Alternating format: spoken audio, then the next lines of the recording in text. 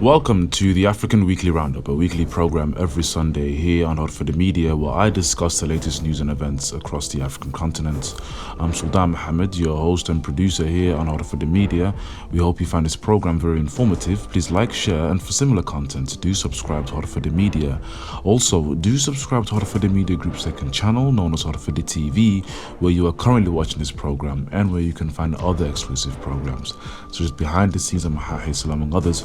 And last but not least, do follow myself, Sultan Mohammed, Suleiman Hashi, Yasin Abdi, and the wider HORUFADHI Media team on our social media platforms that should appear on the screen any moment. Let's get straight into the news. Our top story kicks off in the Horn of Africa, where Al-Shabaab militants attacked the Somali Ministry of Education headquarters in the capital, Mogadishu. Two car bombs exploded next to a busy market intersection. The afternoon explosions tore through walls, shattered windows of nearby buildings, sending shrapnel flying in clouds of smoke in the air. Speaking to the media, Somali police spokesman confirmed that the victims included women, children, and the elderly. The ruthless terrorists killed mothers. Some of them died with their children trapped in their backs, he said on Saturday, adding that the attackers had been stopped from killing more innocent civilians and students. The attack took place at the same busy junction where a truck packed with explosives blew up on October 14th, 2017, killing 512 people and injuring more than 290, the deadliest single attack in the country's history. This month, Somalia was recognizing and remembering 5 years anniversary since the attack that took place. During his visit to the attack site, President Hassan Sheikh Mohamud confirmed late last night that at least 100 people were killed and another 300 wounded. Mogadishu's Kilometer 5 intersection is normally bustling with people buying and selling everything from food and clothing to water and foreign currency. But it's been relatively quiet this weekend on the Sunday, when emergency services are continuing to work to clean blood from the streets and recover damaged buildings. Now, Saturday's attack comes only weeks after a triple suicide bombing rocked the town of Beledweyne in the regional capital of Iran, as well as only a week after Al-Shabaab militants stormed Tawakkal Hotel in the coastal town of Kismayo in southern Somalia. Now, the chairperson of the African Union Commission, Musa Feki, condemned the attack and urged the international community to redouble its efforts to ensure robust international support to Somalia's institutions as their struggle to defeat terrorist groups continues. The first of the explosions hit the education ministry at around 2 p.m. and the second hit as ambulances arrived and people gathered to help the victims, including journalists. Now, among the dead were various different types of people, including senior security officials of the federal government and journalists, such as the police commissioner for the Southern District, a senior National Intelligence Security Agency officer, and a Universal TV journalist, Mohammed Isa Kuna. Now, President Mohamud has said some of the wounded were in serious condition and the death toll could rise. Now, President Mohamud described the incident as historic, saying it is the same place and the same innocent people suffering yet again. This is not right, he said. God willing, they will not be having an ability to do such an incident again, he continued, referring to Al-Shabaab. Now, Al-Shabaab has claimed responsibility for the attack in a statement later on, saying its fighters were targeting the Ministry of Defense. Now, from reports that we are hearing on the ground, many students were queuing up at the ministry to receive documentation, to receive certificates of different sorts, and as a result, many have been injured and killed. Now, dozens of these wounded have been piled up outside hospitals across the country, across the capital, with many bearing victims and loved ones. And a recent report obtained by HORUFADHI Media indicate that there's a shortage of bloods in the hospital, with many victims families of victims pleading with fellow Somalis to come forward and donate blood. Now, the bloody siege drew international condemnation from Somalia's allies, including Turkey, the United Nations, the African Union mission in Somalia known as ATMIS, and the UN mission in Somalia. Now, moving on to Sudan, where a protester was killed on Tuesday, according to pro-democracy medics. Now, this comes as pro-democracy demonstrators marked the first anniversary of a coup that derailed the transition to civilian rule. Waving Sudanese flags, thousands of protesters in Khartoum and its suburbs defied security forces who have carried out deadly crackdowns on rallies in the past, demanding instead that soldiers go back to the barracks. Now, security forces responded with tear gas in some areas. In Omdurman, across the Nile from Khartoum, a demonstrator was run over by security forces' vehicle, said the Central Committee of Sudan doctors in a statement, raising the death toll on the crackdown since the coup to 119.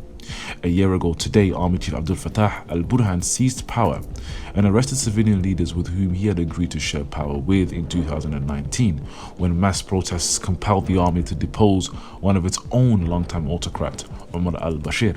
Now, eyewitnesses said thousands also protested in the towns of Wad Madani and Port Sudan in the east, Atbara in the north, and Nayala in southwestern Darfur region. In an attempt to stem protests, authorities restricted internet access nationwide, Online Monitor NetBlocks said. However, access was restored later on Tuesday. Now, authorities in Khartoum ordered all public institutions, schools and businesses to shut on Tuesday as security forces began to block roads and bridges. Police accused some protesters of being armed and trained in violence. And last week, Friday, 31 protesters were injured, including 3 who were hit in the eye by tear gas canisters, according to pro-democracy medics. Western embassies on Monday urged security forces to refrain from using violence against protesters and to fulfill their obligation to protect freedom of expression and peaceful assembly. A broader security breakdown nationwide has also left nearly 600 people dead and more than 210,000 people displaced, as ethnic violence this year is soaring according to United Nations figures.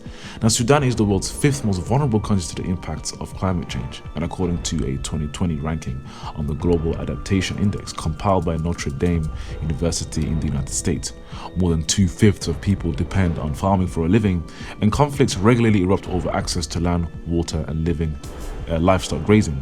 Now, in the southern Blue Nile state, some 250 people were killed in clashes over land just last week, according to the UN.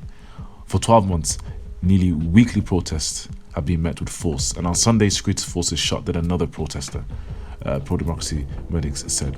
Already one of the poorest countries, Sudan has plunged into a worsening economic crisis.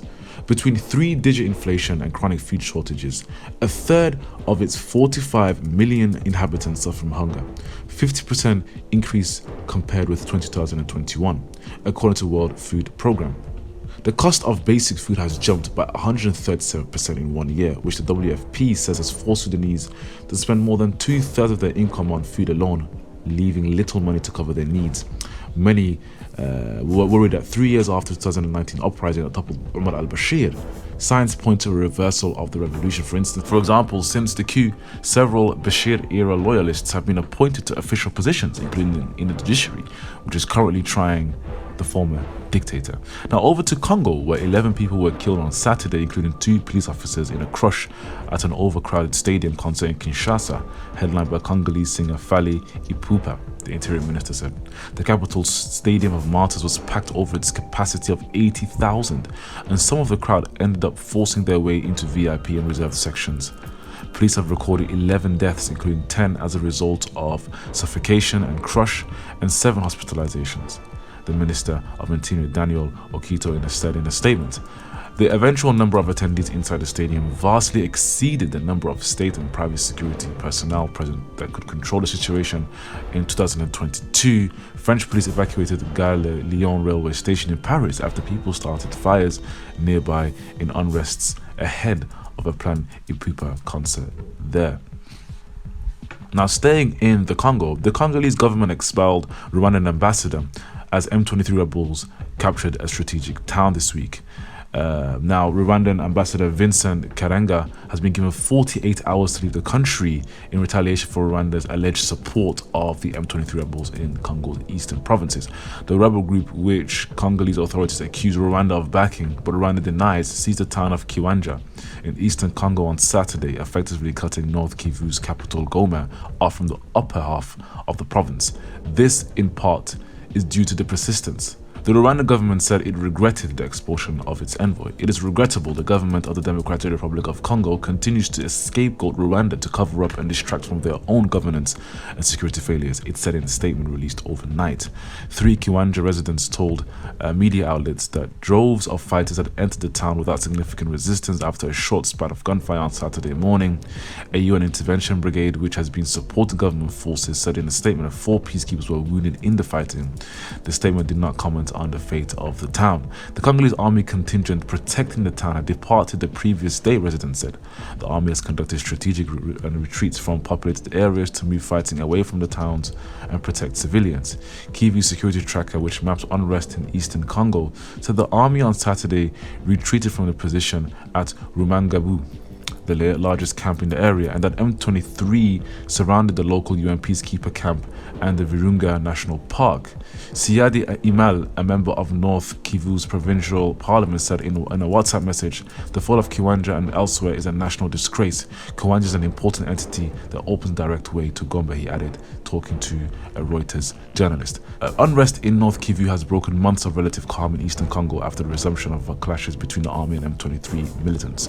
Now, army forces have clashed with rebel fighters several times since fighting erupted on October 20th, killing at least 4 civilians and forcing more than 23,000 people to flee their homes, according to the UN.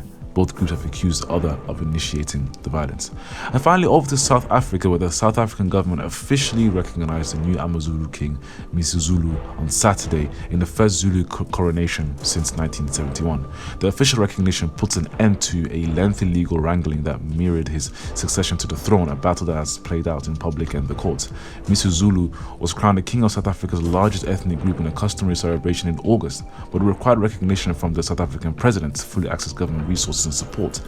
This certificate of recognition was officially handed over on Saturday at the coastal town of Durban, where tens of thousands of people, mostly Zulus, dressed in their traditional attires and carrying shields and clubs, gathered to recognize Mr. Zulu as the rightful heir to the late King Godwill, who passed away in March 2021.